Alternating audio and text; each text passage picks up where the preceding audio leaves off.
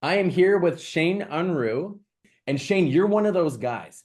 You're one of those guys, and you have one of the most interesting stories that I don't think a lot of people had the opportunity to ever hear about. And if you have, it's pretty remarkable. And I would say, at the very least, very inspiring. Can you tell everybody a little bit about your story and what got you to where you are, today?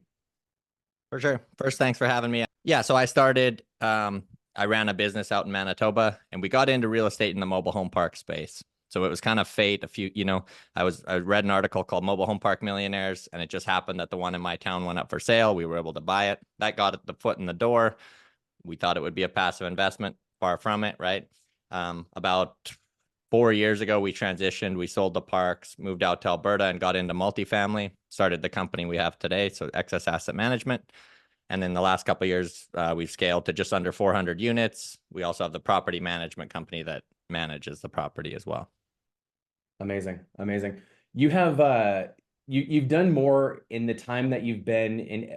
How many years? Sorry, how many years in Edmonton have you been? This is our fourth year, I guess.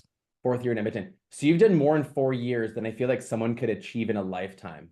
What do you think? What do you think sparked that? Why is your vision and dreams it seem to be so much bigger than the average investor? Yeah, I think a lot of it starts with having that big vision, right? If I had set the target to move here and in 20 years have 100 units, I probably would hit that target, right? I set the target a lot bigger, and we're not even where I want to be, right? We're not where I wanted to be at 4 years, but we're a lot closer than if we had set a lot smaller target. So I think that's a big part of it, setting the correct goals, setting the right vision, and working backwards, building a plan out how to get there. Fantastic. Shane, you're one of those people that invest a lot in education, and you're definitely one of those people that tend to surround yourself with very large achievers, big thinkers. Can you tell us a little bit more about that and some of the things that you do and what got you on that mindset? 100%. That's again why I want to be a part of this. Anytime you can get around people that are more successful and hear their story, it can have for me, it's had a huge impact on my life. It's changed the whole trajectory of my life. I grew up in a very small town. There wasn't the level of success wasn't really there. And the first time I ever went to a conference and I got to hear someone, it was a billionaire actually, and he spoke, and it really did reinforce that anyone can do it, right? He didn't grow up with a silver spoon or getting anything given to him. He had a way worse story than I did. And he was way more successful than I was. Now he didn't come across as overly intelligent, right? He was just a regular person.